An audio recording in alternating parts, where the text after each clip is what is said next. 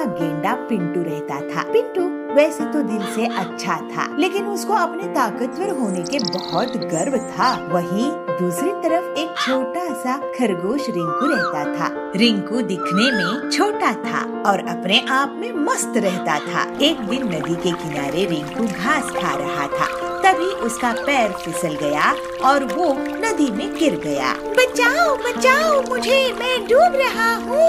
उसकी आवाज सुनकर पिंटू वहाँ आता है। अरे रिंकू, तू तो डूब जाएगा, लेकिन मुझे भी तो तैरना नहीं आता है, इसको कैसे बचाऊं? और पिंटू आसपास देखता है और फिर पास ही एक पेड़ की दंगल तोड़कर उसके पास फेंकता है। रिंकू उस लकड़ी की दंगल का सहारा लेकर उसमें बैठ जाता है और किनारे आ जाता है। आपका बहुत धन्यवाद पिंटू भैया, आपने मेरी जान बचा ली।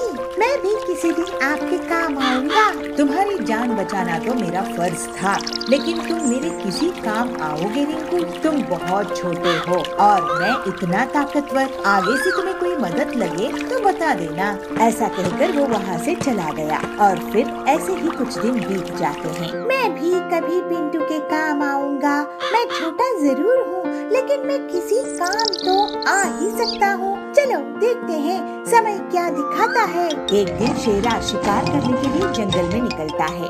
थोड़ी दूर जाने पर उसको पिंटू दिखाई देता है। अरे वाह, ये पिंटू गेंडा है, अभी ये सो रहा है। यही सही मौका है इसकी शिकार करने का। इस पर झपट्टा मार दूंगा, फिर तो एक हफ्ते तक शिकार करने की जरूरत ही नहीं पड़ेगी।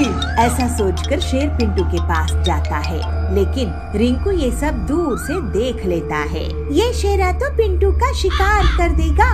पिंटू गहरी नींद में सो रहा है, अब क्या करूं?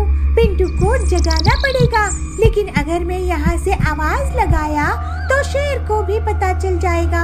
अब तो एक ही रास्ता है।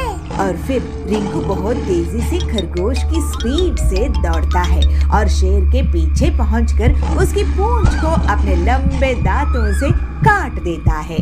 शेरा जोर से चीख उठता है। रिंकू तुरंत झाड़ियों में भाग जाता है और पिंटू की नींद खुल जाती है। वो शेरा को देख लेता है और हैरान रह जाता है। तू जग गया, अब मैं तेरा शिकार नहीं कर सकता। शेरा वहाँ से चला जाता है। उसके जाने के बाद रिंकू बाहर आकर पिंटू से कहता है, पिंटू भैया, मैंने शेर की पूंछ काटा था।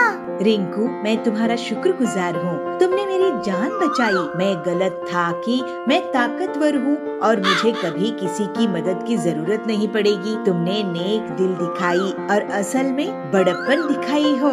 इस तरह से पिंटू अब रिंकू का अच्छा दोस्त बन गया और वो कभी भी अपनी ताकत पर घमंड नहीं करता था।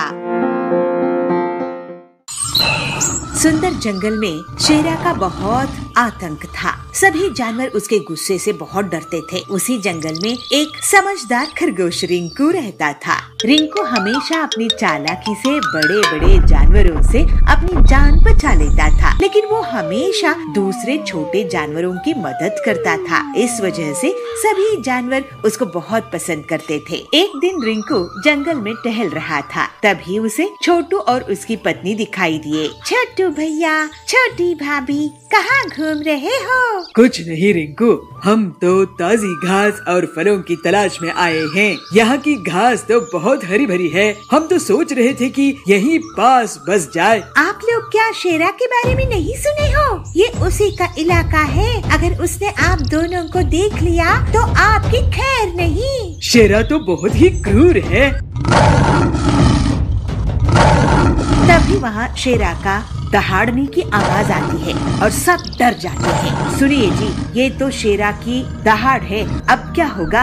आप दोनों उस पेड़ के पीछे से भाग जाओ। और फिर दोनों पति पत्नी एक पेड़ के पीछे से भाग जाते हैं। रिंकू खरगोश, यहाँ पर 2 जानवर आए थे, मैं उनका शिकार करने आया हूँ। क्या तुमने उन्हें देखा है? जी शेरा जी, मैंने उन्हें उस रास्ते से जाते हुए देखा। रिंकू शेरा को दूसरी तरफ इशारा करके भेज देता है। छोटू और छोटी रिंकू के पास आते हैं। तुम्हारा शुक्रिया रिंकू भैया। अब आप दोनों यहाँ पर घास खाकर जल्दी से चले जाओ। इसके बाद दोनों पति पत्नी घास खाकर वहाँ से चले जाते हैं। मूंगा गांव के जंगल में